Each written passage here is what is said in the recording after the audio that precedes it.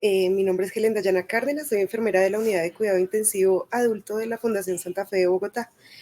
El día de hoy vamos a hablar de un tema bastante importante que ha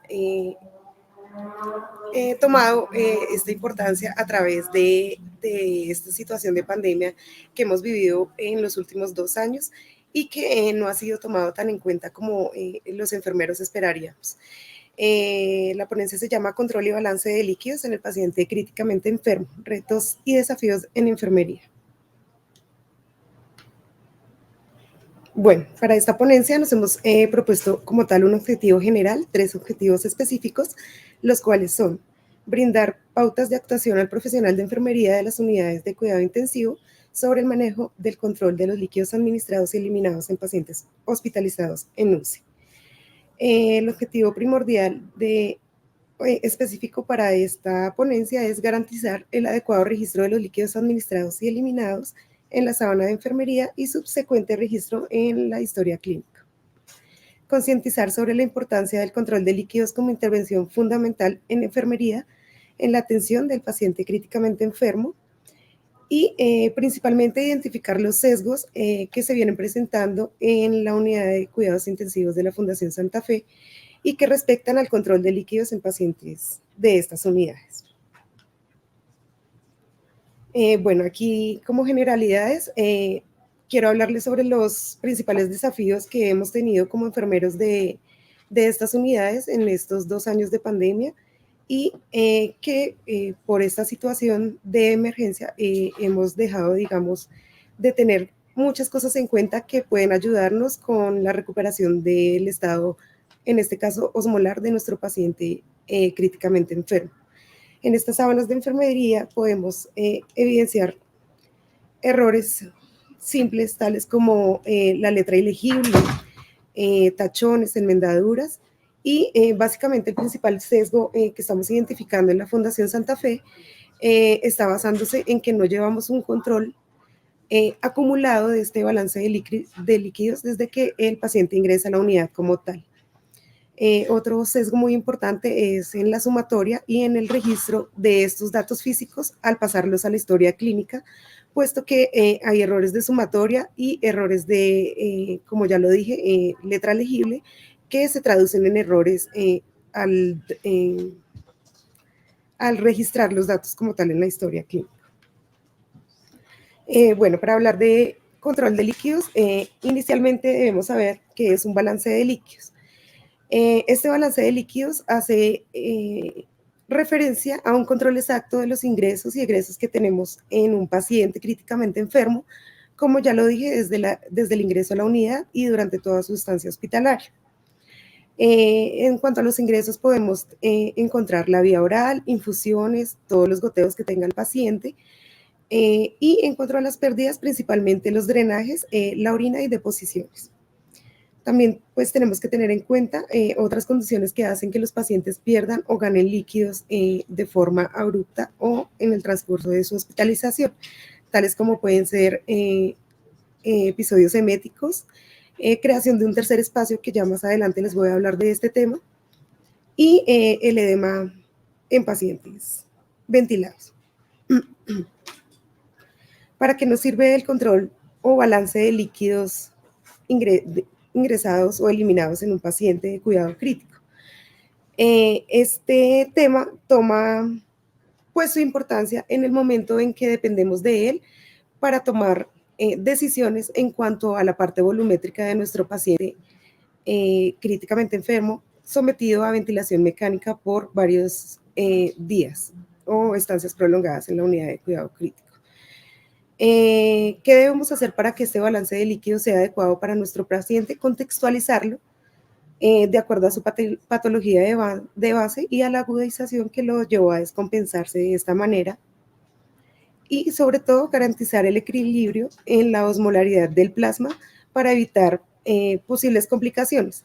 Pues recordemos que la principal complicación de este manejo volumétrico en pacientes de cuidado crítico es el edema agudo de pulmón, derrames pericárdicos, ascitis y como tal la creación del tercer espacio o espacio intersticial, que nos va a traducir en el paciente un edema grado 1 a grado 4 o anasarca.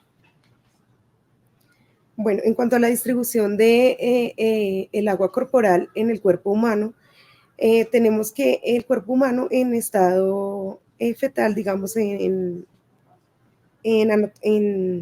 disculpen, en la vía intrauterina, tiene más o menos el 95% de todo su peso en agua.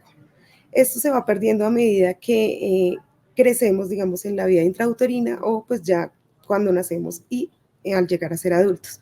Este líquido o agua corporal total toma su volumen exacto después de los 3 años y se va a mantener más o menos constante, a excepción pues, en patologías o situaciones que ya veremos más adelante. El 60% del contenido del peso corporal total es agua. Esto hace referencia más o menos a 42 litros. Este se divide a su vez en líquido extracelular y el líquido intracelular. Este líquido intracelular generalmente es constante durante toda la vida y el que va a tender a aumentar o a disminuir según las patologías y según la situación clínica del paciente es el líquido extracelular, al cual hace referencia más o menos 14 litros de estos 42 que hablábamos inicialmente. En este líquido extracelular vamos a encontrar el líquido plasmático y el líquido intersticial, que más adelante vamos a ver que tienen composiciones más o menos similares y, como les decía, son constantes durante toda la vida. Bueno, a nivel celular tenemos concentraciones de iones, tanto extracelularmente como intracelularmente. Como les decía anteriormente, la forma intracelular va a mantenerse constante durante toda la vida y estos líquidos o estos aniones o concentración de ellos a nivel extracelular son los que vamos a usar para corregir y para mantener la presión osmolar plasmática del paciente en cuidado crítico. Estos movimientos electrolíticos y de líquidos a nivel celular generalmente se hacen a través de gradientes de presión, como lo veíamos en la conferencia anterior de mi compañero Juan Carlos, y básicamente se van a guiar por la carga de aniones y cationes que hayan tanto en el líquido extracelular como en el líquido intracelular. Generalmente se hace por difusión, por ósmosis y por presión coloidosmótica al aumentar los solutos, ya sea en el líquido extracelular o intracelular. El balance de líquidos como tal tiene que basarse en la suposición de que el paciente tiene una adecuada reserva de líquidos y una adecuada función renal y mecanismos de autorregulación para que se conserve esta osmolaridad y que se pueda excretar el exceso de agua y solutos que ya sirven o son de desechos para el cuerpo humano. Aquí en esta tablita, podemos observar en el líquido extracelular vamos a encontrar mayor cantidad de solutos en cuanto al sodio hablando. Es el anión que va a estar mayormente concentrado en la forma extracelular. En el líquido intracelular va a estar a menos cantidad, al contrario que el potasio. El potasio vamos a encontrarlo en mayor concentración en el líquido intracelular que a nivel extracelular. Siempre vamos a partir de este líquido extracelular, para hacer todas las correcciones que tengamos a nivel de serologías o ionogramas en sangre. Entonces, los objetivos de la terapia intravenosa en un paciente de cuidado crítico hacen referencia a 5 objetivos principales, que son dar aporte extra de hidratación, sobre todo en pacientes con ayuno prolongado, puesto que en las unidades de cuidado intensivo vamos a encontrar que los pacientes generalmente están sin aporte calórico o aporte de vía enteral como tal, ingesta de dieta. Reposición de pérdidas de líquidos ocasionados por condiciones clínicas que lo requieran. De hecho, el proceso y el deber fundamental de enfermería es velar porque todos estos líquidos que aumentan la volemia del paciente o disminuyen en dados casos o situaciones especiales dichos electrolitos en sangre, la idea es que enfermería inicie o haga su labor respectiva para pues mantener o devolver esta célula a su estado normal. Evitar deshidratación en pacientes con ayuno prolongado, como mis compañeros decían antes, la idea es iniciar nutrición enteral o parenteral en pacientes ventilados en las primeras 36 horas de su intubación. Hay pacientes que por su patología de base o por la situación clínica que lo conllevó a estar en una unidad de cuidado crítico, no pueden tener este aporte enteral durante esas primeras 36 horas. Entonces aquí es importante el deber de enfermería con la toma de glucometrías y con el aporte calórico, ya sea con líquidos dextrosados o solicitando pues como tal la interconsulta de soporte metabólico para iniciar con su nutrición parenteral o enteral. ¿Mejorar hemodinamia del paciente? Sí, hay pacientes que vemos que ventilados pues son pacientes que manejamos que son invadidos o tienen medios invasivos, muchos medios invasivos durante su hospitalización, y cada uno de estos medios invasivos hace que estos pacientes tengan pérdidas insensibles, que ya más adelante también les voy a hablar de eso, y que muchas veces nosotros no tenemos en cuenta para este manejo adecuado de líquidos o manejo volumétrico del paciente.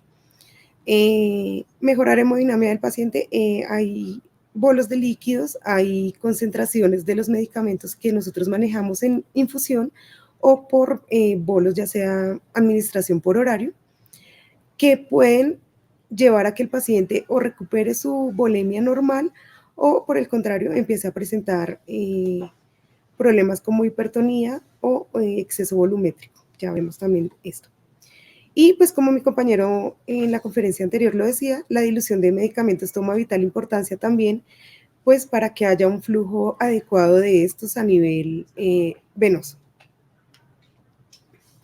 En cuanto al movimiento de los líquidos, pues ya en la conferencia anterior también los vimos. Las membranas celulares son semipermeables, es decir, que solo permiten el paso de ciertos solutos, ya sea, como les dije, por presión coloidosmótica, principalmente difusión, ósmosis, o por, como tal, la gravedad en los solutos que hay dentro de nuestro diluyente, que sería el agua corporal total o los líquidos endovasculares. Bueno, cuando nosotros escogemos un líquido parenteral para nuestro paciente o una terapia intravenosa como tal, tenemos que tener en cuenta qué es lo que queremos lograr con la célula. Aquí a este lado derecho podemos ver lo que nosotros buscamos generalmente es tener la célula en este estado, un estado normal o un estado isotónico. Pero pues a nivel UCI vamos a empezar a ver que los pacientes pueden presentar células hinchadas o hipertónicas o encogidas o deshidratadas, y de acuerdo a este estado celular es que debemos orientar nuestro control de líquidos y nuestra administración de líquidos parenterales, ya sea con soluciones isotónicas, hipotónicas o hipertónicas, pues que también ya lo vimos. Recordando, la solución isotónica pues es aquella que tiene la osmolaridad igual al plasma sanguíneo. Solución hipotónica, aquella que tiene una osmolaridad menor a la del plasma, y la solución hipertónica, la que tiene mayor cantidad de solutos o en este caso proteínas con respecto al plasma. Bueno, aquí en esta tablita, pues igual ya lo vimos en la conferencia anterior, tenemos una clasificación de los cristaloides que se pueden administrar a nuestros pacientes, ya sea en isotónicos, hipertónicos o hipotónicos. Cuando nosotros necesitamos no restablecer como tal concentraciones de electrolitos, sino mantenerlos, vamos a usar soluciones isotónicas. En estas soluciones isotónicas, como lo dijo Juan Carlos, tenemos la solución salina al 0.9%, tenemos la destroza al 5%, y tenemos el lactato de Ringer o solución de Harman, pues que tienen una osmolaridad por litro eh, más o menos parecida a la del plasma sanguíneo. Ya para corrección tanto de aumento en la concentración de solutos o disminución de la concentración de los mismos, usaremos, de acuerdo a lo que queramos, ya las soluciones hipertónicas o hipotónicas. Las hipertónicas, recordemos que son principalmente para ayudar a que de la parte intracelular haya fluido hacia la parte extracelular de estos líquidos que están pues en aumento, como en el edema cerebral en nuestros pacientes neurocríticos. Y hay otro tipo de soluciones que son las coloídicas o coloides, que entre ellas tenemos la albúmina, que son soluciones pues más ricas en proteínas principalmente y no tanto en agua. Entonces son soluciones que vamos a usar y que son adecuadas para shock hipovolémico hemorrágico, perdón, y que se distribuyen en el espacio intravascular entre el 40% al 50% y en el espacio intersticial al el 60%. Aquí también aparecen los destranos, habían al 40, al 70, al 50%, pero son soluciones que ya no se utilizan hoy en día. Y en las artificiales principalmente encontramos el manitol al 10% y al 20%, que lo que buscamos con la administración de esta solución es que haya deshidratación de la célula, como lo dijo mi compañero Juan Carlos. Aquí también hay una solución isotónica que no está en la tabla, pero pues que quiero traer a colación por su importancia en la reposición o la forma de hacer expandir una célula. Es el plasma light. Este se considera como una solución isotónica, pero que al ser rica en proteínas nos sirve como expansor plasmático. Bueno, toda terapia intravenosa puede traer consecuencias dependiendo de la dosis o la concentración de solutos que queramos administrar en el paciente. Como se los dije anteriormente, la primera complicación o la más, digamos, popular o la más frecuente es el edema agudo de pulmón, pero pues también pueden haber complicaciones cardíacas como los derrames pericárdicos, complicaciones gastrointestinales como la citis y la retención de líquidos y, como les decía, la creación del tercer espacio, que es donde se acumula, digamos, toda esta agua que nos sobra a nivel extracelular, pues que se va a traducir en edema del 1 al 4, anasarca, y pues que vamos a encontrar pacientes con estados de fobia, sobre todo en miembros inferiores. Dentro de la economía corporal intervienen muchos sistemas de regulación, pero principalmente interfieren tres: la piel, el pulmón y el riñón.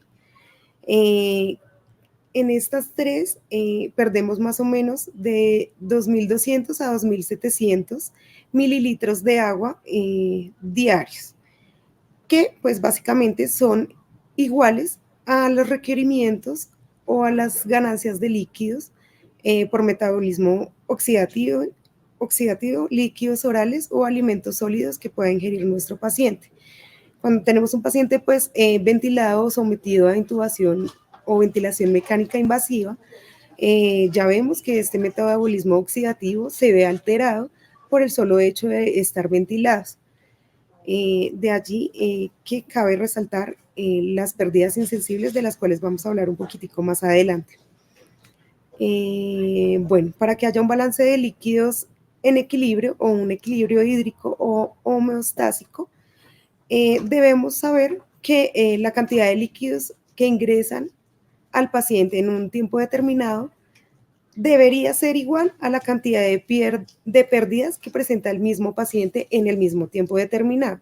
Este balance de líquidos puede ser, digamos, en un tiempo de 24 horas, en un lapso de 24 horas, o se puede también hacer según las horas de turno o según la situación clínica o la condición que tengamos con el paciente. Bueno, como les hablaba de sistemas de regulación, entonces aquí vamos a encontrar el sistema de regulación tegumentario, que incluye la piel, perdón, y protege pues el cuerpo, mantiene la condición estable del medio exterior. A nivel renal, pues vamos a encontrar que son todos los, pues que son, digamos, es el mecanismo por el cual el cuerpo elimina todas las sustancias dañinas que se encuentran en la sangre y pues los desechos del metabolismo, como les dije anteriormente, oxidativo. Generalmente estas concentraciones de electrolitos o solutos en agua son constantes en la parte renal. El sistema digestivo como tal transfiere sustancias nutritivas a la sangre y se encarga de desechar los residuos de la digestión como tal del paciente. Y pues acá cabe resaltar que el intestino proporciona micronutrientes desde el alimento ingerido hacia el líquido extracelular. Por eso es tan importante en nuestros pacientes ventilados y en estos pacientes que llevan varios días de hospitalización en UCI y que no tienen un aporte calórico o enteral como tal, pues que se haga primordialmente la interconsulta con el grupo de soporte nutricional y metabólico para así iniciar este aporte enteral o parenteral, dependiendo del caso, dentro de las primeras 36 a 48 horas de la estancia del paciente en UCI. A nivel circulatorio, pues funciona como sistema de transporte de materiales, oxígeno, nutrientes y pues desechos también. Sistema endocrino y nervioso, ellos dos actúan en forma conjunta mediante las hormonas y sobre todo a nivel tanto emocional como de sedación y pues hormonal del paciente. Y pues acá por último, a nivel respiratorio, pues vemos que los pacientes también pierden y ganan líquido por el solo hecho de estar ventilados. Este sistema de regulación respiratorio, pues, es el encargado de mantener adecuadas concentraciones entre el oxígeno y la excreción de CO2. Recordemos que es muy importante tener en cuenta los factores que influyen en el volumen de líquidos. Recordemos que no va a ser la misma cantidad, hablando de superficie corporal, pacientes niños o pacientes adultos. Recordemos que por edad vamos perdiendo agua en esta distribución corporal total del peso y tenemos que tener también en cuenta factores como la edad y el género, si es masculino o femenino, puesto que los hombres tienen más grasa que las mujeres y las mujeres somos un poquito más de agua. Aquí a nivel de pérdidas y ganancias diarias, pues debemos tener en cuenta todos los mecanismos que hayan o medios o dispositivos médicos, perdón, que hayan en nuestro paciente. Tenemos que tener en cuenta drenes, tenemos que tener en cuenta el tubo ventilatorio, tenemos que tener en cuenta si el paciente presenta temperatura, si el paciente presenta polimnea o muchas cositas más que pues ya vamos a ver. Bueno, aquí en cuanto a las pérdidas insensibles, les hablaba de que el paciente en sí, por el solo estrés metabólico que presenta al estar en una UCI, al estar ventilado, al requerir de muchos medios invasivos, pierde o gana líquido dependiendo de estas situaciones. ¿Cómo se mide en este cálculo o cómo se hace el cálculo de estas pérdidas insensibles? Vamos a tener en cuenta que esto lo vamos a calcular con la siguiente fórmula.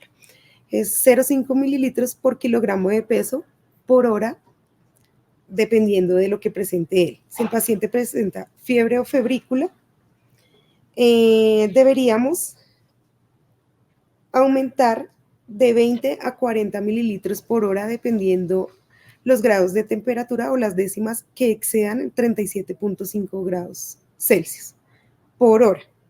En taquipnea se debe aumentar, pues como tal, en un paciente intubado se computarán más o menos 500 mililitros por 24 horas de intubación.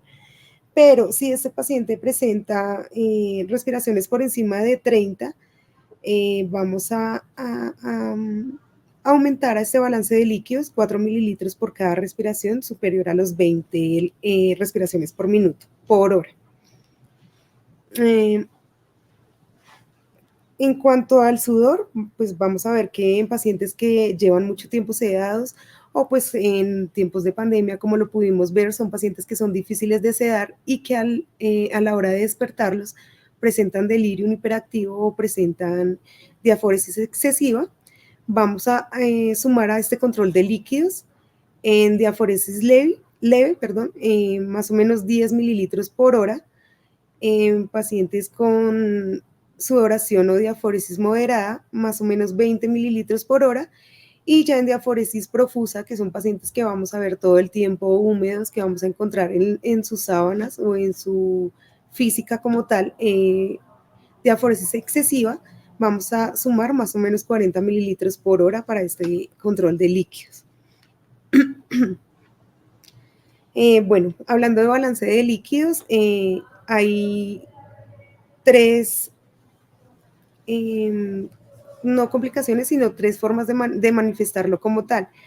Se puede presentar el déficit volumétrico, que hace referencia a un déficit de líquido en la célula y que principalmente vamos a ver aquí 8 causas, que son pérdidas anormales de líquidos, hemorragias, un shock cardiogénico hipovolémico, falla multiorgánica, sepsis, estados febriles, uso de diuréticos y disminución en la ingesta, pues por vía enteral, que es la vía, digamos, fundamental para dicha actividad. Este déficit volumétrico, pues, ¿cómo lo vamos a ver representado en una hoja de líquidos? Son pacientes que en la entrega de turno vemos con balances negativos.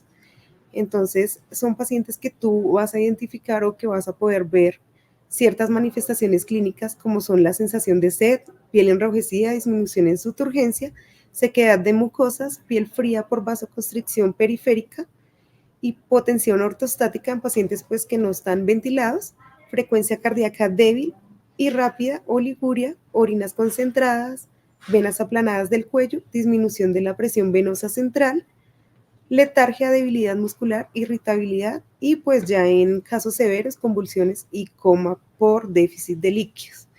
Es importante recalcar que nuestros pacientes de unidad de cuidados intensivos, pues aquí contamos con muchas cosas para poder valorar este déficit volumétrico y me hago referencia a dispositivos de monitoreo intravenoso como son Bolon-View, como son catéter de Swan-Ganz y como tal las líneas arteriales, puesto que en los monitores de la Fundación Santa Fe podemos medir presiones de variabilidad de pulso que son muy importantes para definir este déficit volumétrico o exceso volumétrico.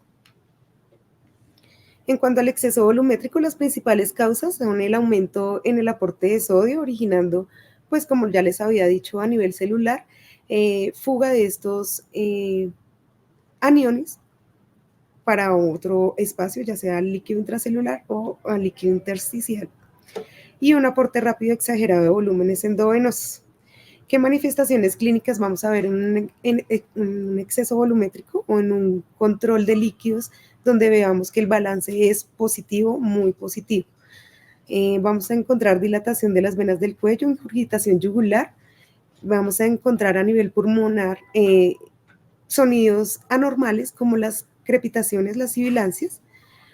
Vamos a empezar a ver que nuestro paciente aumenta de peso, hay aumento en la presión arterial y en la presión venosa central. Entonces vamos a ver pacientes que en nuestro monitoreo hemodinámico invasivo van a presentar PVCs entre 15 y superior a 20.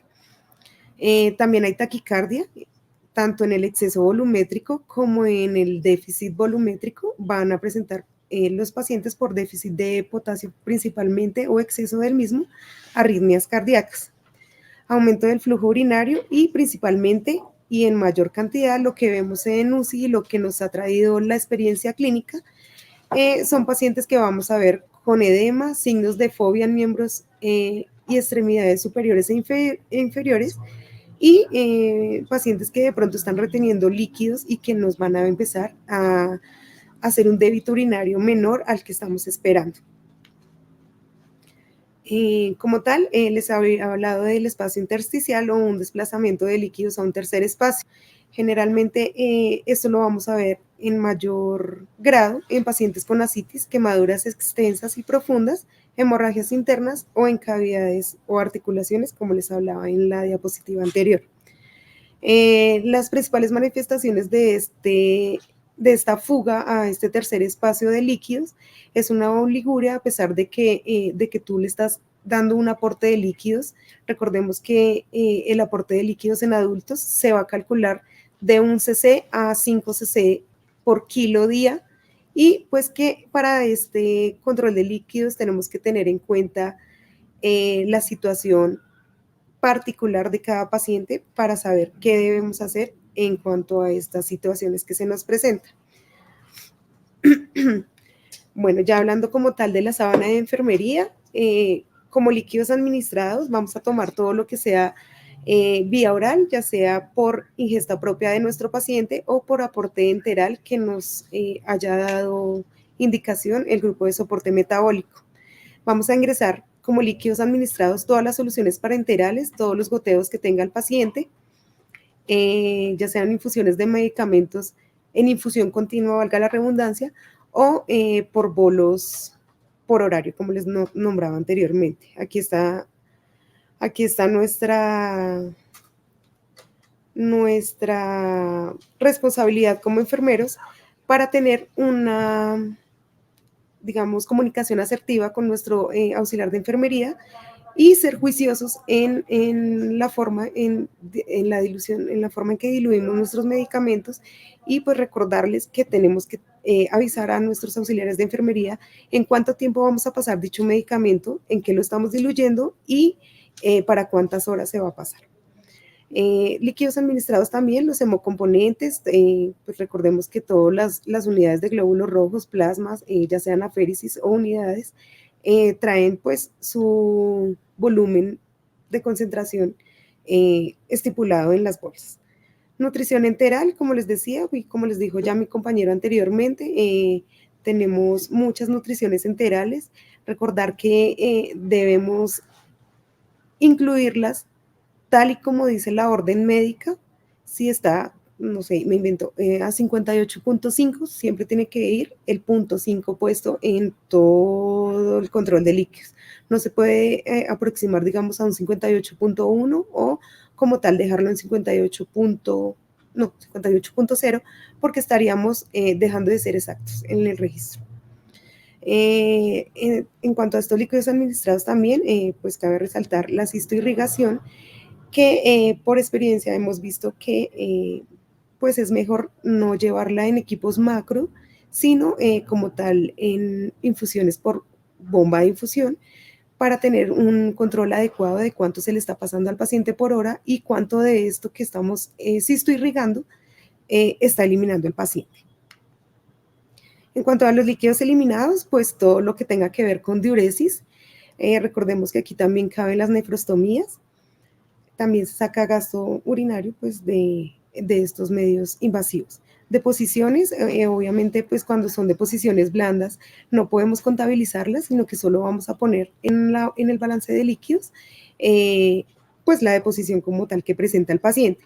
Ya si son deposiciones líquidas, pues es difícil también hacer un control de líquidos exacto, puesto que generalmente van a ir acompañadas, a no ser que el paciente tenga sonda vesical, van a ir acompañadas de micción espontánea también. Dentro de los drenajes, pues cabe resaltar los tubos de tórax, cabe resaltar los drenajes de residuo gástrico, que pues como ya nos hablaban también, superiores a 150 cc, debemos dejar la sonda a libre drenaje para llevar una contabilidad exacta de cuánto está drenando el paciente por esta sonda por hora. Muchas veces no tenemos este ultrafiltrado en cuenta en pacientes renales. Recordarles que este ultrafiltrado hay que descontarlo o restarlo del balance de líquidos que se le está dando como aporte al paciente. O sea, debemos descontarlo de estos líquidos administrados que ya llevábamos como tal. Tenemos que también tener en cuenta los estomas, las fístulas, sobre todo las fístulas de alto gasto, enterocutáneas, generalmente, que son las que más, digamos, generan pérdidas en nuestros pacientes. Y pues tener muy en cuenta que si estas fístulas son de alto gasto, hay que hacer reposición. Generalmente esta reposición la vamos a hacer con lactato de Rincher. También tener en cuenta si el paciente sangra y, pues como ya les hablaba anteriormente, las pérdidas insensibles. Aquí podemos ver una sábana de enfermería muy bonita, llevada pues de manera adecuada, puesto que está sumada hora a hora y pues con todos los ítems que les nombraba anteriormente. Tenemos espacio aquí para los signos vitales, la FIO2 del paciente, pues si se encuentra ventilado o no, podemos poner cánulas y demás, y pues ya la sumatoria y todos los controles de los que ya les hablé. Recordarles que el cálculo del gasto urinario pues está expresado en cc kilo hora y que por encima de 2.5 cc kilos por hora vamos a hablar de poliuria en el paciente, y por debajo de 0.5 cc kilo hora vamos a hablar ya de oligoanuria, y pues tenemos que tener en cuenta en las dos situaciones. Valorar el estado de conciencia del paciente, verificar la administración de diuréticos o agentes que cambian estos valores normales de electrolitos en sangre, obstrucción de medios invasivos, puesto que a veces tenemos un paciente que elimina por hora de 100 a 120 cc hora y de un momento a otro dejan de eliminar. De acuerdo a todas estas pautas, deberán plantearse acciones pues, para la recuperación del estado osmolar plasmático del paciente. Ya como conclusiones finales, tenemos para retos de enfermería, generalmente todo esto se nos ha convertido en un reto, puesto que nos hemos enfrentado a situaciones que no esperábamos, pero pues las enumeré de esta manera: valorar presencia de factores que aumenten o disminuyan las demandas de líquidos y electrolitos, como lo hablábamos, fiebre, drenajes, tratamientos diuréticos, diabetes, vómitos y diarreas persistentes, así como los signos vitales. Administrar líquidos y electrolitos, si el estado del paciente así lo amerita, según la indicación médica y con relación al paciente y al control de laboratorios que generalmente en UCI tomamos a diario. Vigilar goteos de líquidos basales, mantenerlo de acuerdo con lo hidratado, pues en una sobrehidratación del paciente nos puede llevar a un edema pulmonar y a complicaciones pues más graves. Valorar la presencia de pliegue cutáneo, valorar el estado de la piel, generalmente nos evita muchas cosas y nos da muchas otras pautas para actuar en cuanto al paciente. Recordemos que los cambios de posición también van a intervenir en nuestro control de líquidos y en que todo este líquido que estamos administrándole a nuestro paciente fluya de una manera adecuada en su cuerpo. Tener un balance acumulado, como les decía, que sea desde el ingreso a la unidad y que nos permita ver no solo el paciente en las 24 horas que estamos llevando, sino con referencia a los días anteriores. Medir diuresis con frecuencia establecida en pacientes ventilados, tiene que ser hora a hora, y pues como también manejamos pacientes de unidad intermedia, cada 2 horas. Medir el peso corporal, sobre todo en pacientes renales, para que sepamos cuál es el peso seco para poder hacer un ultrafiltrado adecuado. Tener en cuenta la monitorización del paciente, frecuencia cardíaca, variabilidad de pulso, PVC, tensión arterial. Y pues como les decía anteriormente, administración de cistoirrigación por bomba de infusión, pues que esto nos va a llevar a que de pronto un paciente le administremos a 200 cc hora esta irrigación y nos orine 100, nos orine 50, nos va a ayudar a darnos cuenta de que el paciente o está haciendo una falla renal o algo está pasando en su riñoncito para que no elimine toda esta cistoirrigación que pasa por hora. La reposición 1 a 1 de las pérdidas en pacientes con fístulas de alto gasto. Avisar sobre la administración de medicamentos, como les decía en la diapositiva anterior. Registrar nutriciones parenterales e enterales según la indicación de soporte nutricional. Y obviamente velar por el registro adecuado tanto en la sábana de enfermería como en el sistema, en la historia clínica sistemática. Muchas gracias, espero que haya quedado claro.